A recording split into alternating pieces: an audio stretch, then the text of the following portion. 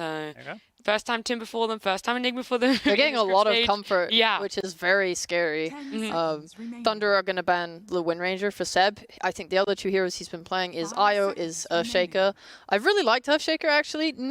I know he finally got a win with it. Like dying inside. I know. I don't care what he thinks. I think it's great because when Seb plays it in this 5-role, the hero is so tanky. He's been tanking a lot of ganks, and I want to know if he has improved his Shaker since playing versus LGD, because obviously he's not the 4, but Xingqiu took it and did such a fantastic job of counter-initiating ganks that OG made on them with the Fisher, with the Slam, and do you feel like then it makes good. Seb play a bit more of a greedy Earthshaker, and Tiger kind of then becomes a little bit more of the sacrificial when it comes to gold support? It has sometimes, right? Like he's playing one game he played 4 basically, and then other games he's played 5 position Shaker. It's kind of varied game to game. He's ended without blink daggers quite a few times, so I don't think he's being too greedy. Yeah. But still, like I think the playstyle of Shaker is yet to be refined by OG, but like you can see the improvement. You see it getting better. So I like that this hero's come back for the major. It's fun. Thunder Awaken are going to be having the opening pick in this second phase. What do you expect them to sort of reveal? You know, you expect this Monkey King to go carry. Could it still be a potential 4? Yeah, I think Matthew was playing 4 Monkey King ages back before it was like really popular. He was a bit of a specialist in some ways, yeah. Yeah, so for sure, like it could go to the Matthew. I don't know what they... You know, if this is like their strong reaction to the Timber lane, I don't expect them to really shake things up too much unless they were thrown off by the Enigma, but you're playing OG, you know they're going to like an Enigma. So yeah, they might just pick a... Oh, they could pick a mid, maybe, if like something super generic. Yeah. Or their 4 position, I guess, if they don't want to, if they don't care about the flex, if they're like really committed to the Monkey and they don't mind letting. OG's at this point just expecting Monkey carry. Like, let's be real. Like, yeah, there's flex potential, but they're going to be banning based on the assumption it's a carry. I don't mind the Sapphire that Matthew's been playing a lot. It's a lot of damage, magic damage against the Timber. You get the Shard, you've got multiple ways to control him and stop him from Timber chaining out of there. It doesn't give you a way to cancel the Black Hole, which is maybe the concern. I don't know, maybe you look for that elsewhere, like the reposition, the Beastmaster type heroes. Yeah, with the Dazzle, Wyvern will not be in the pool, although I do not think Panda likes playing it. So, yeah, okay, so this is a Monkey. It's so good, oh, wait, gods. It might not be. This could be Sacred's offlane Snapfire. He has been playing it. He didn't play it in Tour 3, but after Tour 3 in, I think, the qualifiers, he was playing a lot of offlane Snap. It's possible. I feel like the Thunder, they're more likely just to be going for comfort, though, which is, like, Matthew loves the Snapfire. See, I thought you were going to go, it could be Snap mid. I know you're a fan. No. I was going to say, please no. Just going off the team's recent comfort, I want to say that this is probably a 3. Oh! But Matthew's played Snap, he's played Snapfire, like, 3 or 4 times already during these group. Okay. Yeah. All right. That's where I'm just looking at like what they play, and they're like, they like the Snap 4. I mean, I'm happy either way. This is not to be a broken record about flex, but yeah, they're flexing. Yeah. Snap can flex, Monkey can flex. It's a lot of heroes that maybe keep OG guessing a bit, but yeah. So Invoker. I was actually looking at that. OG is very like, here's our mid, here's our 4, here's our offlaner. Yeah, I was thinking the Invoker might be contested between both teams because it is a hero alone brought into this team.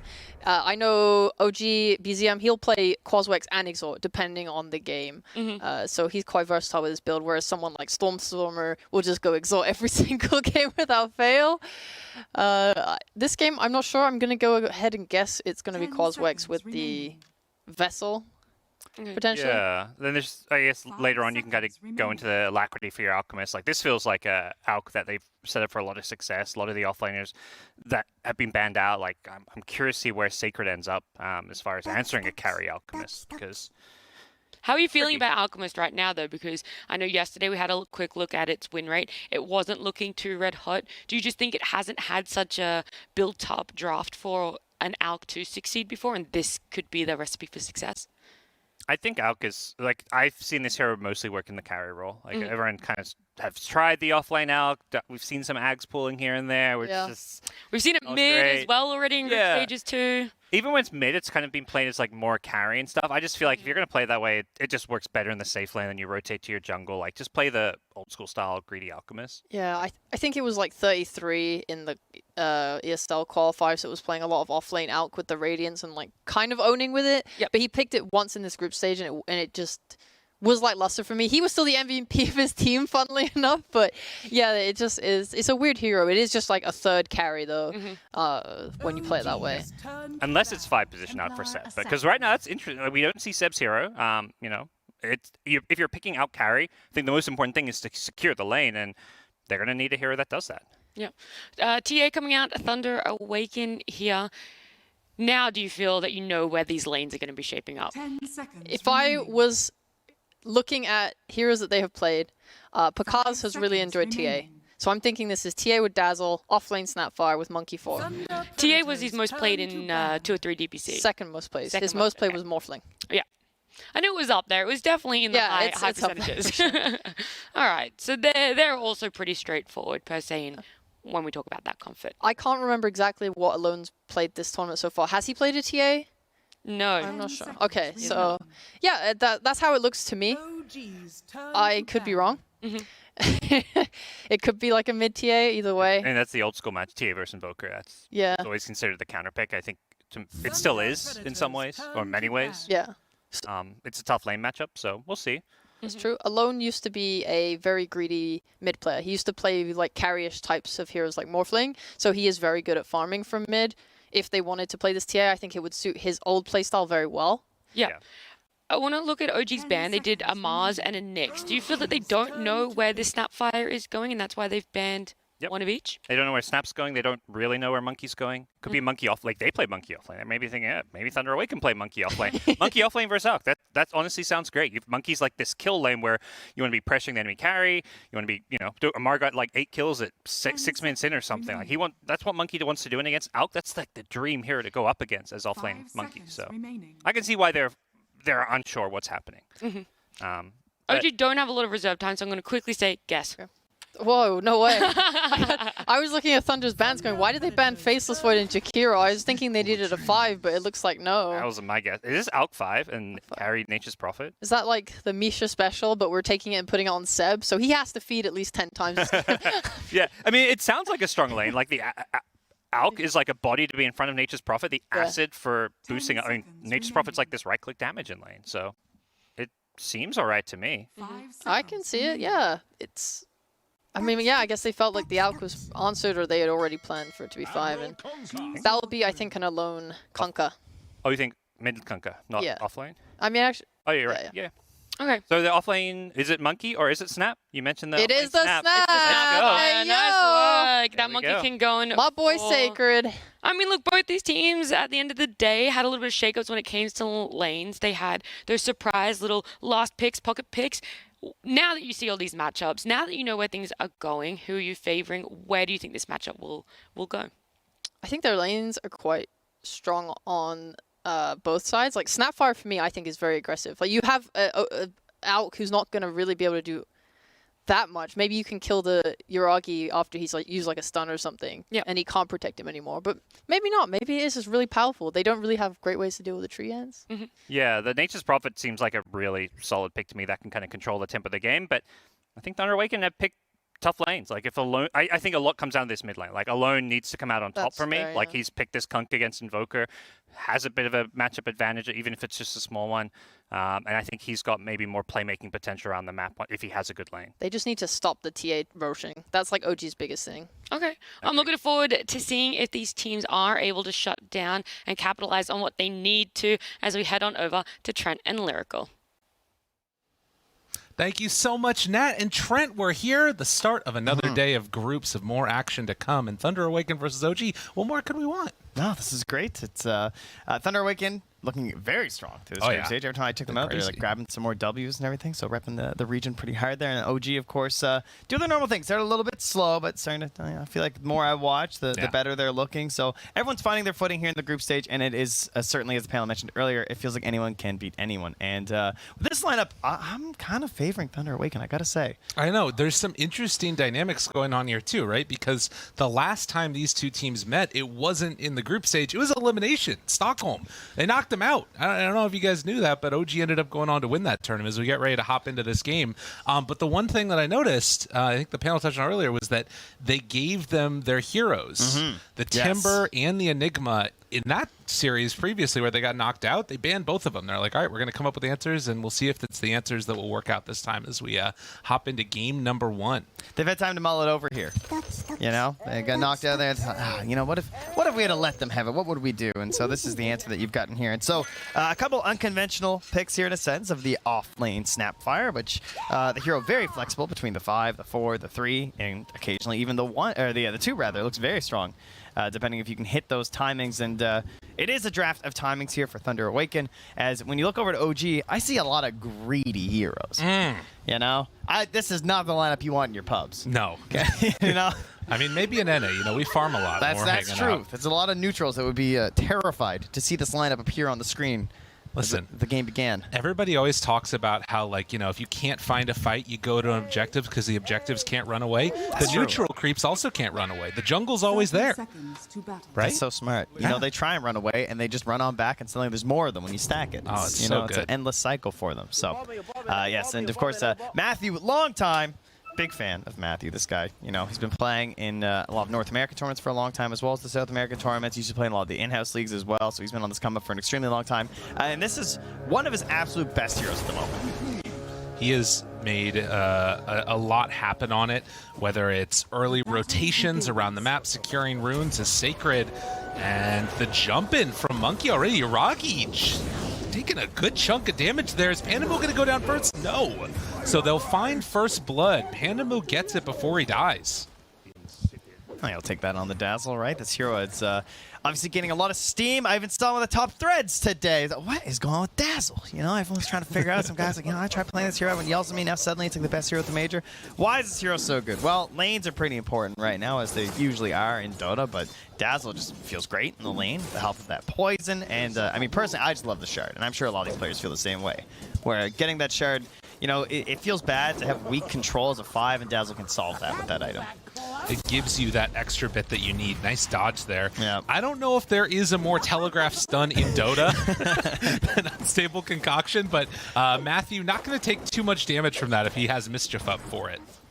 Yeah, and this is those position 4 Monkey players, they like to look for lanes that they can abuse, whether it's like double melee situation, or in this case a melee support that has to get like a little bit close, and with telegraph damage like that, it's sort of a perfect scenario here for Matthew. So this, of course, is going to force Seb to just throw the concoctions over onto Sacred. But the synergy from this lane will come out with the help of the minus armor and the treants, because you're going to be weakening that defense that they have, and you're all going to be right-clicking. So that is at least one nice aspect. I do think, however, that Sacred and Matthew should be able to do very well in this lane. I think that if they get like a kill early and they keep the like the stats coming, get a little bit of regen going, I feel like they have the strength here. I mean, they are definitely already doing that. You see between the two of them, 7 and 2 in terms of last hits. Yeah.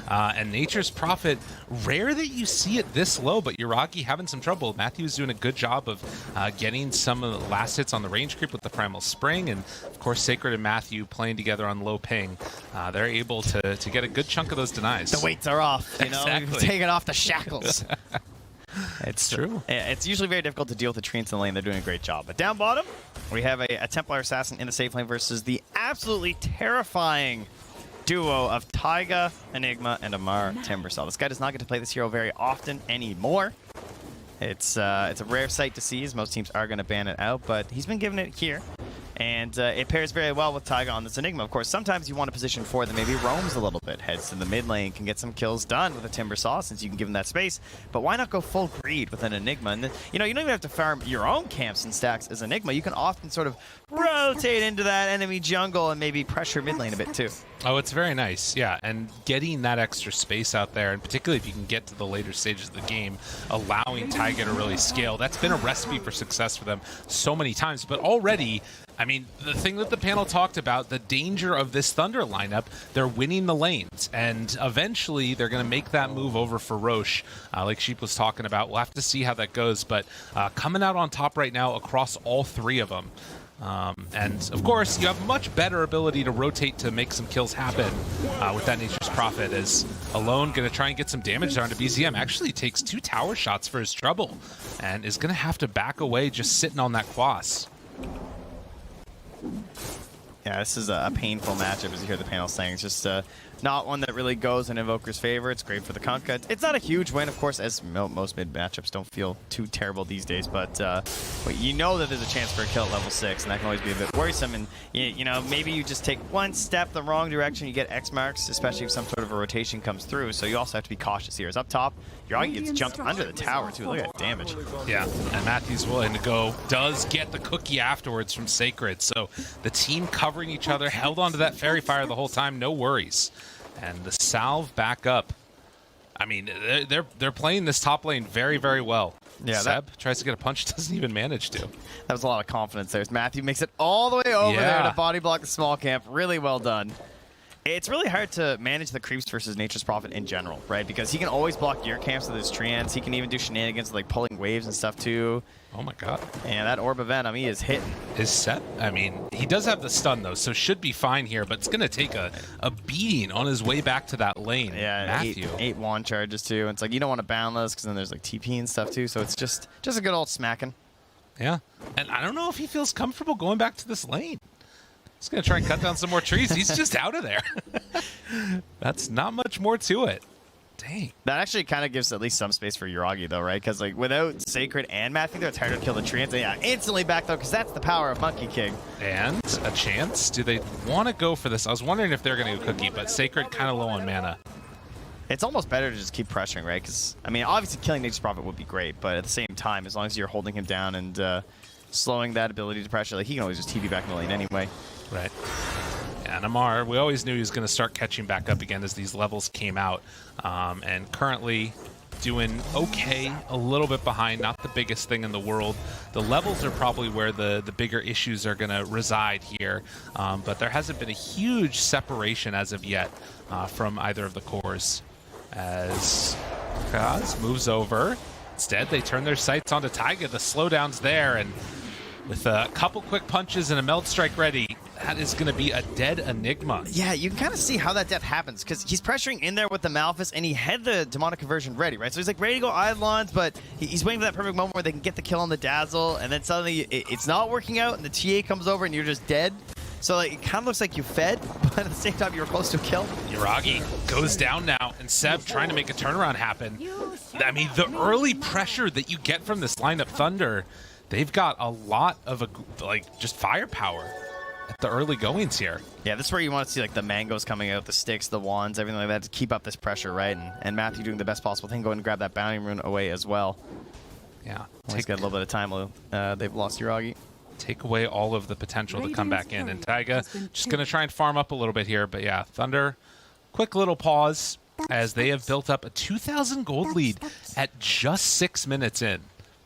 They have put in together a very good laning stage. I guess for OG, do you think that they kind of feel pressured to shut this down at some point to try and like make those big rotations? Or do you think that they're comfortable like coming out just a little bit behind in the lanes?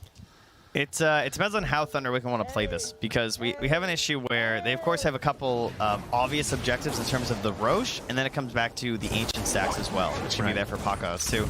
So there's this idea of how much do they want to pressure and play into the Dire jungle, and how much do they want to sit back, as the rotation is coming to that top lane. Matthew takes some damage. Sacred as well is dead. In some trouble. Yeah, that as soon as we talk about it, they immediately go on in to make a move to stop this. But Matthew, can he get the jump away? Oh, it's just barely not off cooldown. Couple more punches coming in. Armor. Body blocked. Able to dodge it. The Mischief needs a couple more seconds, but can't get it. Yeah, not quite there yet, you know. It's Monkey King players. They don't buy boots very often. So we'll see if he eventually gets them. Yeah, so good rotation there by BZM, much needed. And going for the Quas Wex build, but not going for the Urn. Instead, opting to just try and build into more of the right-click build for this Invoker. Yeah, we do have an Urn on Taiga as well, too, so he can at least help cover that. I mean, Taiga likely to play a little bit of teamwork here, right? He's not like a mega greedy Enigma player, I would say. Likes to be involved. Yeah, OG as a whole unit, they love these earlier engagements and skirmishes too. So even when you see a lineup like this and you're imagining some heroes that don't necessarily like to get their hands dirty that early, they're of course always willing as a squad to do that. As BZM, he knows. The X is there though. Mortimer's Kiss is coming out afterwards. Seb makes the move, the jump forward. They will find BZM for the finish. but can they get any more afterwards? Matthew up in the trees? It doesn't look like it. That was always going to happen. That's a big rotation. 4 heroes mid for that kill on the Invoker to avenge that death top. It's funny. Yeah, Sacred immediately runs back up there too to start pressuring Yuragi. As he finally gets a little bit of breathing room to farm. Mar taking some Psyblade hits there. Does have the level 6 though, but Kaz doing a good job of sort of forcing him back.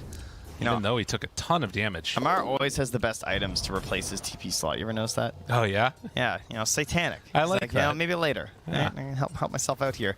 And yeah, that is the point in the game that Amar loves because he's level 6 on the Timbersaw. So you start pressuring that safe laner, and that generally sends them towards the jungle because it's not even a matter of like survival. It's just efficiency at a certain point where you can't withstand it, right? He's just going to keep regenning with the Soul Ring. He'll bring out as much mana as he needs, and he will keep trying to kill you. So Paka should be farming towards the Ancients at this point. Unfortunately, no stacks yet since that top lane has just been so busy killing OG. Trying right now, Yuragi to keep a hold of this one. Pandamu going to back away.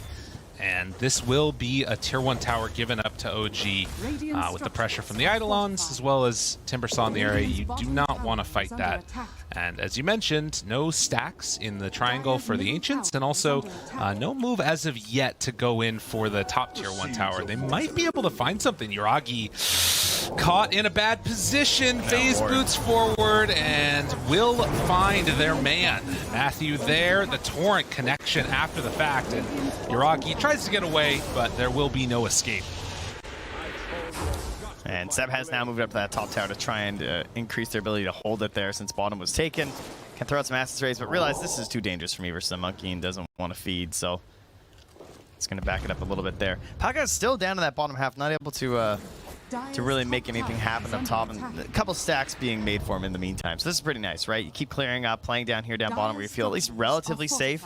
Then you can go for those ancient stacks so there's more and more value. Pandamu's going to do another stack now, so this will be 2 triple stacks in the triangle for him. Not a lot of concern that OG is going to come and deal with this, I don't think. No, it'd have to be a big timber rotation or something like that to actually find an avenue to come on in and fight that, but they do instead make the move towards the mid lane, and this is again the power of that Nature's Prophet playing in position 1. Got Forge Spirits out. Alone has no TP. Aggro. They need the Kunkka. All right, now I'm talking about how there's not much opportunity to contest, but if you lose that mid tower too early, that can be very dangerous. Haystrom. They give it to Taiga, actually. He is very close to level 6. PCM was trying to TP up top to help Seb for a kill. And instead gets caught. Taiga's there. He has level 6 now, looking for the black hole. He can find it on both, but they can break it with Sacred as well as alone. Taiga still moving in, not opting to drop it yet. The turn there onto 2. Matthew gets graved. And Taiga just plain interference. That's enough to keep BZM alive. That was like the greatest example of the threat of the black hole I've ever seen. Everyone's just panicking. Left, right, run, split, get us out. It is funny. That was good, though. Trying to get towards the Blink Dagger next. But in the end, it just means that, you know, mid-tower is going to get some watch pressure. this TA here. She's about 5K net worth before she started onto this. And I'll boost through a couple camps here. Oh, yeah. That's my math's not so good, but I count 4 camps, I believe. That's solid. Right there. That's a quad stack right there. That's a 4-wheel drive. Big, honking, Texas-sized truck of a stack. You can't do the accent. I took some action selections on that course. It's so bad. It's terrible. I'm working on it. It's okay. Slax is teaching me. That's fair. Yeah. We just once they drop the Texas style hero, you know, they're gonna bring Engineer from TF2. I like that. Yeah. I'm ready. Up top now is somebody that's not from Texas, Seb on the Alchemist. I was gonna say I thought you meant Sacred on the Snapfire, because I'm like, you know, I think Snap's pretty close. Look at that. All right, that's the cosmetic. He did it. His freaking voice line's unbelievable. Yeah, he comes on in, gets the quick and easy deny onto that tier 1 tower, and now BZM battling for the rune. Tornado, Cold Snap. Oh, the Treants, they move. Get the deny, but they might get the bigger win here as BZM pulled back in. Can they bring him down, though? Torrent, stun, and the Mortimer's Kisses from downtown find the Invoker again. Sacred did not like when he rotated to his lane. Part of it right now, too, for OG's lineup is that, like, they're obviously not that online at this point with these heroes, right? Oh, yeah. Even without the net worth. Like, these are, like, level-hungry heroes, item-hungry heroes, and the Nature's Prophet as well. and sort of like key items that you're looking for before you really get involved, like BKBs for Nature's Prophet you want to jump in, your Blink Daggers for your Enigmas and everything like that. And so I like how Thunder Awaken just give no recourse because they just bring numbers, right? Like these long-range bombs from Sake where he's immediately right back up top and pushing and farming too. They guarantee that first kill, so there's just no wiggle room for OG, and they just go back to growing their lead. Yeah, and that is exactly what they've got to keep up the momentum with. Likewise, though, if OG want to, they can, play it a little bit safer, get that Blink Dagger up on Enigma, and the rotation comes over, but already double Sentry Wards down. They were ready for that move. BZM won't catch anybody out here. I think OG are in a very precarious position right now, though, because I see what... I see them needing to heavily outplay, and that's the OG classic, right? Where you're just like, I can't believe they did it. Like, they got this sweet smoke play. They grab a couple of heroes, they wrap behind your tower. You're not expecting the numbers to be there because someone else is showing somewhere else on the map, and then all of a sudden they're there, So maybe they can make that magic happen, but like by base level, casting all your spells, Thunder Awaken just feels so much stronger at the moment. They've got those heroes that just will win the fight, particularly before those BKBs come out. You can see BZM's item build. He's definitely going this right-click oriented pickup, and now going back for the Yule Scepter. I think that we also saw there the Hand of Midas, which was completed for Yuragi, so opting to go for, again, more greed, which... if it works, that's great, but also it leaves open this huge window where Thunder Awaken can definitely take advantage of it. We'll have to see what they opt to go for. Yeah, I do think the Prophet's a bit tough, because the Midas does help a lot of this hero, Oh, yeah. With all, you are just a right-clicker. You TPing with BKB, you're just staying there right-clicking, so you're like, the scaling as well, it's kind of worth. It's like Maelstrom or Midas. You know where the carry player is going to go every time, given the choice. That's fair enough. Now... Kunkka going in for the BKB. This timing that they get for that is going to be very strong. We also saw that the Snapfire finishing off the Blink Dagger, going next into the Shard, and Pakaz already done with the Deso and the Dragonlance. So win one fight, Roche time. Their 50-minute timing is pretty terrifying with that Snap Shard. I mean, even without it right now, it's pretty scary. They're just smoking with kisses. They're just like, all right, Sigurd, you stand over there. We're going to stun Armor, and let's try and kill him. All right, let's see how this goes. I mean, a lot of heroes are mid right now, and obviously NP can get there pretty quickly afterwards. But it looks like Thunder don't want to make that move, and instead are going for a bit of a different wraparound to bottom, and that's actually where Yuragi has already gotten set up at. We'll see if they meet right, but I mean, this is going to be one of the best reads I've seen in a while. They see the tree and it's down bottom. They don't have Alone with them, though, so it's a tough grab. Yuragi, smoke breaks. Oh, they don't check on it. That must have broken because of time. Ah, that was close. Oh, he's immediately right up to the top side of the map. So it's still, I mean, not too bad for Thunder Awaken. They're losing a little bit of their lead, right? They're not necessarily pushing it. They're getting outfarmed because I've seen Seb up on the top wave. You obviously have two supports that can farm fairly well in an Alchemist and an Enigma, so that's slightly better than on the opposite side where you just have Pandamu running around as Dazzle. He's surprisingly getting a little bit more fun than you might expect. And then Matthew hopping from tree to tree trying to keep an eye on OG and what they're up to. So the gold will tick over OG's way as long as there's no combat here from Thunder Awaken. Well, and it might tick over that much more quickly as Taiga just got two things brought out to him. A Blink Dagger and a Smoke, and I think I know what they're going to be doing with those. It's a good combo. Mar right next to him. Alone, showing in the mid-wave for a moment. I feel like his BKB is taking so long. But a lot of that's because like all the stacks went to Pakaz. I mean, look at Pakaz. Like, this is a funnel going directly into this TA right now, so that is why. But now they really want to win that fight and get Aegis, because he's gone for the Blink, Deso, Dragonlance, no BKB. Ooh. They want Aegis on this Templar Assassin. This is going to be the pivotal moment. I mean, you've got a couple things here, right? If you black hole him, doesn't matter how much net worth he is, he's going to go down. But likewise, does have that Blink potential for the outplay. Well, he also only has 1 point Midnight Pulse, too. That's true. It's still really early in the game, so it's not free. And part of the reason why Panda has been given some waves more than you might expect is because he's been hoarding that gold to get towards the Shard. Yeah. Get that nice and early, and they're not really going to have great counters for that, particularly Amar. Snapfire Shard done. And Taiga. It's meld time. We're in the pit. They're not smoking. They don't want to go for it yet. And instead, like you said, Thunder, they're going to be the ones that head right into the Roche pit. Sunstrike's going to spot it. Need to be careful about this movement over, but I think they come too late. It's just done. I don't think. I think OG were at a point where they knew they just can't contest this. And that is very dangerous. Yeah. Well, not taking a fight you can't win, but does give an objective over to Thunder Awaken. While some damage was dealt there on the bottom side of the map, it's going to have to be a long wait.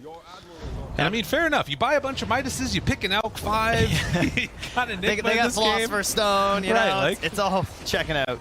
That's what they're going to do. Look at that GPM on TA, nearly 600 right now. So 18 look how even it is on OG, though. Well, Seb, yeah, he's going to get brought down here. But yeah, they're very much like all together in a big core group. Well, it's much more stratified on the Thunder Awaken side. Seb even buying the forbidden item of the medallion. Don't get to see that very often anymore. Obviously, with Solar Crest being considered relatively weak at the point, you know, it feels like you can't upgrade that well. It's a great item for Alchemist, though, especially back when Support Alch was more popular, like 6 years ago. Right. Yeah. It was a great time. You picked Venge, you picked Alch, you ran around, you stunned people. Now, here's the thing. Alchemist, right? When he's got to push out those sideways, when you're behind, you get so much more gold from pushing out side lanes and just dying, right? It's going to get towards that Aghanim Scepter. Then they got it. He performs alchemy. He makes gold out of nothing. Taiga. Oh, they don't find him. He jumped away. Matthew. That was worth. That was a good guess. Out a couple of the trees. You know, speaking of which, I'd like to see them put these. Yes, exactly. Okay, these wards are really good. These wards in this area, because you see when the monkey's jumping from side to side. Yeah, that's interesting. So they will spot him, but he's already got wards over on the other high ground. They already had it. Actually, a sentry by the camp that caught that. That's brutal. Yeah, that was rough. And in the meantime, BZM gets jumped on. The chase down Cookie, not quite there, but because they're not going to go for any more. But instead, they get him with the Mortimer's Kisses. And now Taiga also taking a couple more globs of goo. Seb dropped down low, and okay, these rotations is a little bit dangerous. And Amu, the turn. There's going to be the X, the boat, coming out on to the Timber. He catches him mid-chain. And some weird stuff happened to the Force Staff. But will they have enough to bring down Seb? It doesn't quite look like it. They have vision, though, in the trees. He's going to give away the war, but that's, you know, and they probably knew at that point anyway with how the fight went. I'll just clear it up there from Seb, saying, yeah, 100% definitely a ward up there. And there was still a tier 1 tower. Right? Thunder Awaken definitely taking advantage of what they need to with this lineup, right? You have to push the envelope right now with this Aegis. This is the most important timing with your draft. You understand that you're stronger, and you must push. But man, you look at that net worth chart. It's incredible where OG's at right now. Like, they are just fully maximizing the map, and I'm a little worried. I do feel like we've seen this a couple of different times in this tournament with different teams. Good blink away there, but the X... Wait, did he actually get out? Yeah, I think he has the illusion. Okay. Well, regardless, they end up getting away. And it's one of those moments to me where I feel like we've seen it a couple of different times. It's because apparently wanting to use this Aegis here. Stun, Grave, down low. Yuragi moves in. The X afterwards going to connect. Matthew ready for the turn. So Aegis down. Do they have a second round of this? The Black Hole immediately taken away by Taiga. And now Yuragi, he's going to pop that BKB and try to run away. Matthew in some trouble, but that is going to be a dead Enigma. Everybody else backing out, Pakaz punching out Treants. And so the Aegis fight ends up just being a trade. Both of the supports. Yeah, Thunder Awaken try something very sneaky where Pakaz tried to meld sitting on that sentry for a long time, hoping to start a good fight, hoping it would just be like lower numbers, but OG had them all there. Good play by him to get out of there with that Force Staff. One thing that OG is so good at, too, is just dumping everything on that one target, like, coordinated. You know what I mean? Yeah. You can see the communication, where other teams will struggle with this. Like, maybe that TA. Like, there was a Force Staff sitting back there with the Grave there as well from Panmu. I thought maybe they'd get a save, but not quite able to. And it's actually, in fact, going to be OG that get the first Tier 1 tower. Or Tier 2 tower, rather.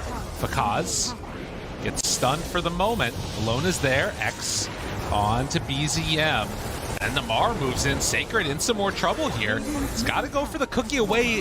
And Amar able to dodge the sun. Pandamu throws out the Grave. Sacred in trouble. Dazzle is dead. And Thunder, they're just trying to push that advantage too much. And OG, they're punishing this. Also, they definitely don't have a Force Staff. They have Cookie. My bad. Only Seb has Force Staff. Good old Seb. I think that It is interesting how much we've seen Force Staffs get picked up recently, though. It's definitely coming back into vogue. I think it's a lot of the meta heroes too. It just feels like, you know, we're getting into these. It's always nice for like the Razors, that little bit of spread and a split. The Nature's Prophets can be kind of helpful for them as well. Try to save yourself from a sprouting here. So, and this goes back again. Why are we at this tower anyway? Why are we fighting here again? Right. This is not a valuable part of the map to be at, it feels like, and I'm not sure why they're trying to force this so hard. I mean, that is the interesting thing, right? Because obviously, black hole down, you feel like you can make something happen, but why there? And now they're coming back again. They're going for Yuragi. Boundless Strike to open, the Torrent afterwards. If you can make it work, it's good. Maybe afterwards, Seb's going to get brought down. They didn't need the X for the first kill, which means they set up for the second. Well, I mean, you know, they say play around your vision, so they just do that for like 4 minutes, and eventually it does pay off with a couple more kills, but we've seen this like global mobility that OG's showing off already with the Nature's Prophet, the Boots of Travel on the Invoker, and so even if you're like getting kills here, like what's the overall goal? And like they still didn't get the tier 2. Right. So this eventual hope of that Aegis that was burnt rather quickly was not actually achieved. Yeah, you can see in spite of the Aegis, in spite of how good a lot of these fights have looked for Thunder Awaken when they can take them, that sort of probability, the net worth lead, all these things, very much a 50-50 game. So we'll have to see if Thunder Awaken can try and build up some more momentum here for themselves. It's such an interesting draft from OG because it feels like once you get past that just first hump of like not getting instantly rolled and snowballed out of the lanes, it feels very difficult to deal with because maybe they're not ganking you that well. I mean, even now, it's like the first time BZM's like getting onto the map, right? And using this Ghost Walk here to grab this kill on the Sacred. But playing on their own side feels really strong, as you can see by how well they were able to hold that bottom tower despite how many resources Thunder Awaken just kept throwing at it. Yeah. And then when you dedicate the full squad to a situation like that and you just get out-farmed across the rest of the map, then Thunder Awaken are just losing out the whole time. Well, and you've sort of got this other looming threat of the BKB black hole, which is about to be up. Like, all of these fights have taken place without that tool being at their service. Like, the one black hole we had was like a second before the Hex came out from Dazzle. And I'm a little worried. All I'm going to say is this is the weirdest heat map you're ever going to see in the entire tournament. Yeah. If you took a heat map of this game and where the Radiant team played, it is so odd. Just like, all down it's there. Just bottom the whole time. Like, they went top for Roche once, and that was it. And then we just decided to dedicate our lives to the bottom half of the map. And, like, I mean, I can see how they're incredibly strong in those enclosed spaces where they can, if they get up and they control that triangle and they take this tier 2, it's a really good spot for a support Monkey King to fight because your Wukongs is pretty important and your Boundless Strike. It creates very good lines and angles to enclose these spaces. And very similar reasons for a Kunkka, too, with boats, right? They're going to cut down Matthew here. Yeah, they got him. Give him the old whip. BZM comes in for a couple punches. No mischief for the save. Instead, they drop the kisses again. Sacred, he's pretty good with them, but it's not actually going to turn into anything here. And now they just don't have kisses. So Thunder struggling over the last couple of minutes, and OG pulling it all together. They've been able to wait out their timing. They've got Orchid, BKB done on Yuragi, DD also in hand, and Roche, it's a pretty quick spawn. I don't know if they can freely go into that. There is that trap still sitting around. And Pandamu? Oh, that's a great target. Runs into everybody. Hello, hello. Crave right on himself at the start. That's pretty cool. We'll get off the Poison Touch afterwards. Hex is there. Do they have enough to bring down one of Mars? Stunned by the black hole. A turnaround. Oh, he saves his buddy. 3 and 4. They go well together. And the turn was so good as Alone is going to just barely get out of there. But Pakaz the savior, Pakaz the hero, Pakaz SP Pastor, is it happening? Oh my God, Thunder, the chase down. Amari's got to run, he's got to get out of there. It was looking good for so long, and then the turn from the TA was just unreal. I actually can't believe that play though from Taiga. That was such a good black hole. I thought they had, I was like, oh, like, I thought jumping Panda was so good, right? Because, like, the separation was fairly strong there from Thunder Awaken. They were kind of out of the way, and they're going to just, like, blow up this Dazzle and keep going, and then start turning these crazy heals this hero has now on Dazzle, actually able to save himself, but then, no, Tiger comes through, TA comes through, and eventually it's, like, kind of even, except for everything that everything that Pakaz got. Yeah. Like, everyone else was just like, whatever about this fight, and he got 1,277 gold. Yeah, that is wild. I mean, this is why. Look at Dazzle. Look at that. The heals out of that grave is actually ridiculous. And because they sort of like ran out of cooldowns, ran out of damage, but man, Taiga gets in there in the perfect possible moment. And then suddenly, you know, Papa's here. He comes in for the cleanup. I mean, that's the thing, right? Everybody's focusing alone. Who manages to escape? Oh, and now they look for more, though. Seb already down very low. The rest of OG trying to get out. A couple of Psyblade hits. It's not quite enough. As Mar gonna be controlled, has a meld strike as they come out of this one. Looks for the stun, but the BKB was right there. He held it that entire time, trying to escape. Mortimer's kisses from downtown. They disarm on the Monkey King. Taiga gets the stun afterwards, but Pakaz unstoppable. Force staff through, looking for more, but there's nowhere else to go. I mean, OG are doing a fabulous job of dodging these fights. Yeah, great disengage here from them, but this whole Aegis and that fight on the Ancient has been given the second life here to Thunder Awaken, where they really needed this to try and re-enable Pakazka. They were sort of struggling on the map, floundering a bit, losing this space. Now this Templar Assassin, she is humongous. She's got 1,000 gold per level right now. The Aghanim Scepter. 23.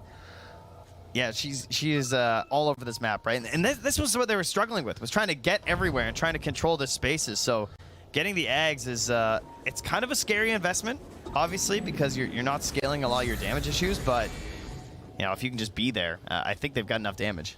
And I think that it's worth reiterating again, like, these, like, young players coming in, a rivalry that's developing between, you know, different regions across the way. I know, that's insane. He's got more than any other two heroes. I'm pretty sure that's how the math works, but I mean, it's just really, really cool to see that, you know, still get young players in, absolutely wrecking, whether it's Taiga, Enigma, Yuragi playing this NP, Pakaz owning on the TA. They're putting on a show here. Still less than 1,000 gold separating these two teams. Yeah, the gold graph just never getting far apart this whole game. Catch sight. Can they find target? Boundless strike there. Force staff through. They find their man, and he's going down. Not sure. I guess he just didn't want to go over the BKB TP. Wasn't feeling it with the Sprout there. Maybe thought I'm just dead anyway. Yeah, not sure. Well, does have a quick little pause. He had some issues. You know? Yeah, hopefully that wasn't any issues that are there, but regardless, it does feel like we've sort of entered into a new phase of this game where anything can kind of happen, but definitely the momentum with Thunder Awaken with this TA 9,000 gold ahead of the next highest. Yeah, and the last step will be the Aghanims, I believe, for Sacred, because I think that's what they need to just like fully cement this. They want to ride this Aegis to a high ground if possible. Unfortunately, there's only 2.5 minutes left, so it's going to be a little bit tough. But this idea of just getting that first stun in there with a snap, or even the potential blink save on the TA, because everything for my Templar Assassin should be the motto for this game, right? And the issue, of course, is the BKB's down to 7 seconds. And once that BKB's gone, it's very difficult to play versus the Invoker. And even someone like Seb is going to have these low cooldown stuns that are constantly being thrown around. So you need to find good abilities with your BKB, and then you also have to be dodging the Black Hole at the same time. Right. Can't get caught by that one. Which really means that if they could somehow get a Snapfire Initiation or some sort of a Dazzle Hex onto Taiga at the start, that's kind of your best case scenario, because OG will have a tough time saving him. DD, Matthew takes that. How dare you? I feel like everyone's got a tool to annoy Pakaz. BKB turn. That's thinking an about a chase. BKB though. He knows he's not going to kill. Yeah. He's just worried about a TP and like someone else could come and assist, or maybe a Mars nearby or something. So that BKB is so unbelievably valuable. Yeah. And it's already down to 6 seconds. Well, the other terrifying thing is that halberd there from Amar, right? So it's like, yeah. I mean, there's halberds, there's Yules. If he doesn't have BKB on the TA, it's so hard to play this game. We have seen a couple of times really waiting until the last possible second for him to pop it, and that is kind of the danger, needing to play around the stuns, but with the halberd now, you've got that whole other tool. Well, you know what does help, though, is level 25. Hey, let's go. Because, so, about to get there. That's so crazy. It's 31 minutes, man. He's sitting in base right now, just like, where should I go? Where should I psionic projection myself? And they will retake over that outpost again. Seb down bottom side. As they will just push out the other wave. Chasing. They have a trap there. She's coming. Toss. from downtown. Find Amar, goes for the Yule's out, but jumps in. Oh my goodness. Out of the psionic projection onto the Enigma and just dead.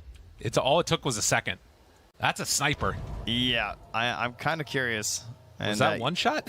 No, it was 3, but it looked like 1, you know. They come up pretty fast. It's all but a blur. And it's 25 now, Picasso. So has the refraction instances. And at the same time, though, OG do have a lot of instance-based abilities, so it's not maybe as broken as it can be in some games. Seb all alone down here. Sacred will spot him and look for the stun. They have the Axe chase down from Sacred. But the rest of the team coming in afterwards. No Enigma for this fight. Kaz pops BKB already. Turns, wants to take down Amar. They're not doing as much damage as they need. Sacred throws out the Centaur. Seb is dead by virtue of that TA. And now turning onto this Timber Saw. Matthew still managing to live, and they actually push him back inside. Excellent teamwork. Well done by Sacred as Kaz turns, looking for the punch down, but the disarm and the turnaround with the black hole. They get a Yule's off, but it doesn't matter. They find their targets, take them all down. Oh, you're seeing the damage issues. It's everything for the Templar Assassin. They just don't have enough. Like, they're trying to get through a mark.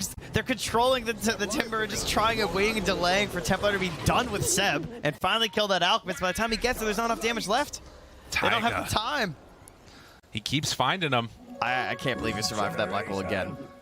He's respawned. The fight took that long. Yeah, that's one of those moments where you think it's going to take a second and it takes a little bit longer.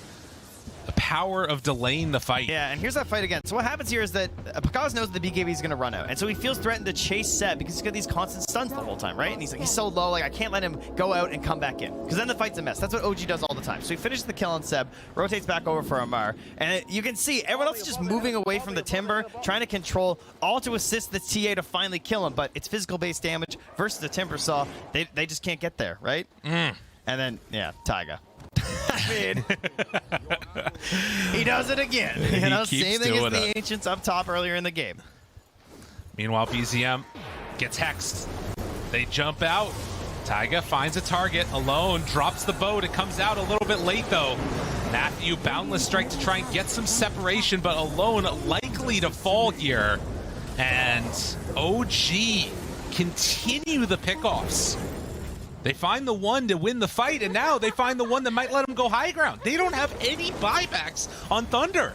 Not a one. They were all in at that moment, and now even throwing the kisses just to try and clear this out.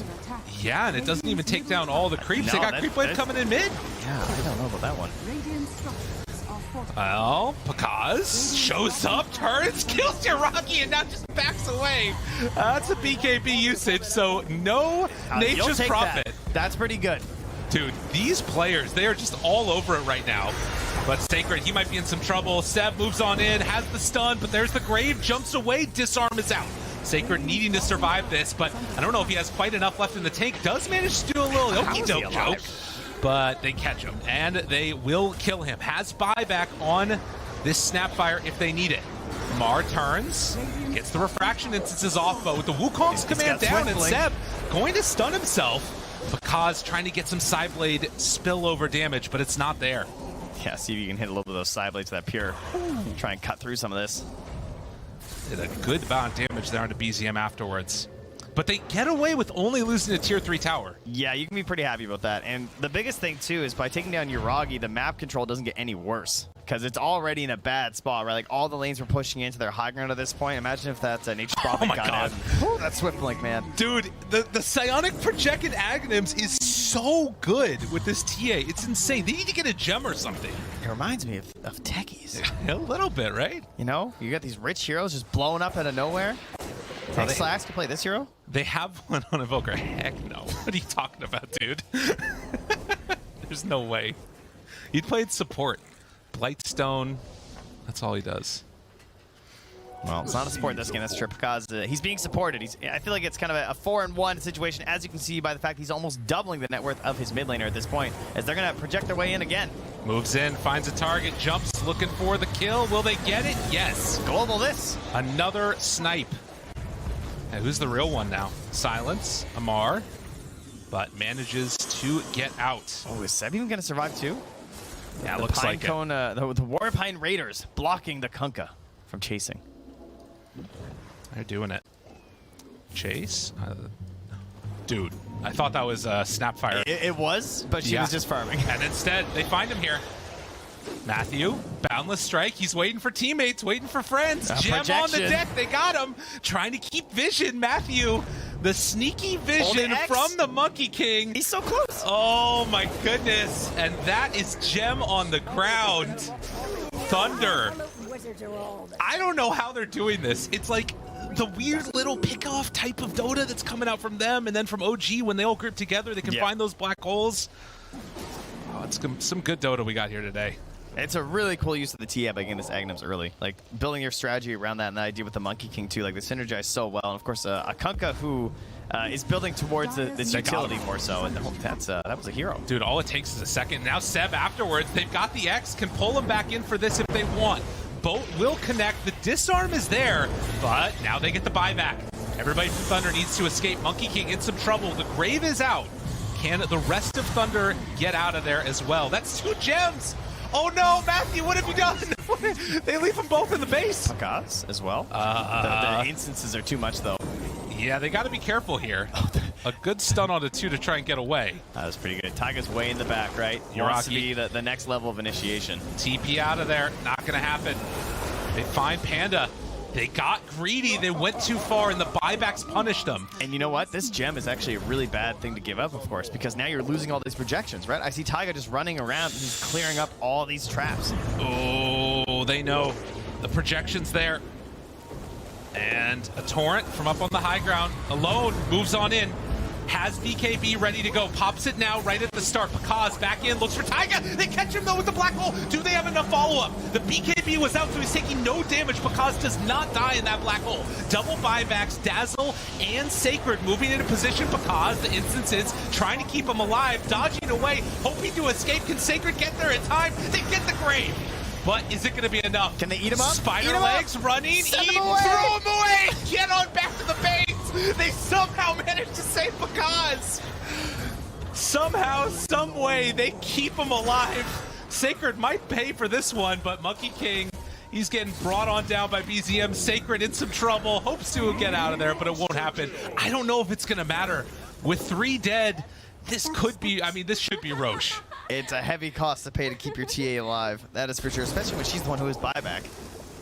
Yeah. But I also think a lot of them are going to die anyway. Of course. You know, if she just goes down in that moment. So keeping the buyback alive because obviously very important as well. And there's no knowledge on these buybacks, right? On the no, sorry, there's no Sacred. That's right. He bought back to get back in to get the save in the first place. So of course they're going to know that Snapfire is not going to be back. So definitely an opportunity here for OG if they want to run it. And one of the times that you see a refresher shard and are very happy, as Enigma will have it ready to go. God, that dive in and Matthew losing both the gems, that one hurt. Hey, yo, that's I just saw the cost down here. That tier 2 tower is still up. Hey, man. That's where it all started, you know? Yeah, true enough. So this game got weird. Leveler there has the Scythe of Vice completed. More potential to find those solo picks for the TA. That's what she's looking for. Well, might get solo picked off here. A lot of heroes around this area, and Cause will project back home. So yeah, no buybacks in the game. Not a one. Oh, well, that's interesting. That's kind of terrifying. So we got Scythe, and then into an eventual Leveler once they win the fight for Pakaz to try and just one-shot this game down, huh? That's kind of what it seems like. He's ready to go. And OG, they're trying to take the slow, steady avenue of building damage. That's crazy they have no buybacks on OG with this Aegis and everything. Like, they don't have any advantage coming to this. Yeah, that's really scary. They almost have double black hole, 15 seconds. They can drop that if they need to. Yeah, you gotta watch that leash, of course. Oh, yeah. Can't project into that, I don't think. 5 seconds till black hole. And Taiga might just take a shot here if they need to. They sent Matthew way in the back. They shot him back there. Then he tried to jump to a tree to get to the back lines. And it's not going to work. Matthew goes down, and he doesn't have buyback. That was a risky play. They felt like they had to find something crazy, and crazy it was. Still chasing. Hex is there. Force staff keeping him back. Taiga ready to go. Jumps in. He black holes them all. How do you find that? The refresher afterwards. Come on back for round 2 as Papa Taiga caught them all. They are gone. They do have buyback right now on this TA, but I don't know if that's going to matter as his whole team is gone. Into the fountain they go. OG, the story remains the same across two majors as they are going to take down Thunder Awaken in game one.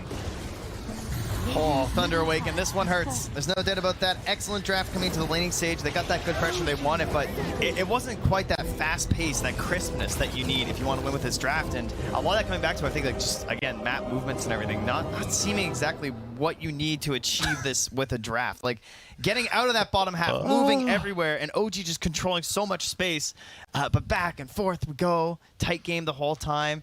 Certainly showing that they can contend with OG, no doubt. Totally. And that's the type of game that you love to see. You want to see the back and forth. You want to see the big, huge plays and, you know, having those moments for both of them. We had to go back. God, I love Dota. We had Amar Timber, Taiga, Enigma. I think the banning, I know they lost at the major, but I think banning was still a pretty good idea in hindsight. Yeah, that's true. Fair enough. We'll find out if the panel thinks the same as we head on back to them.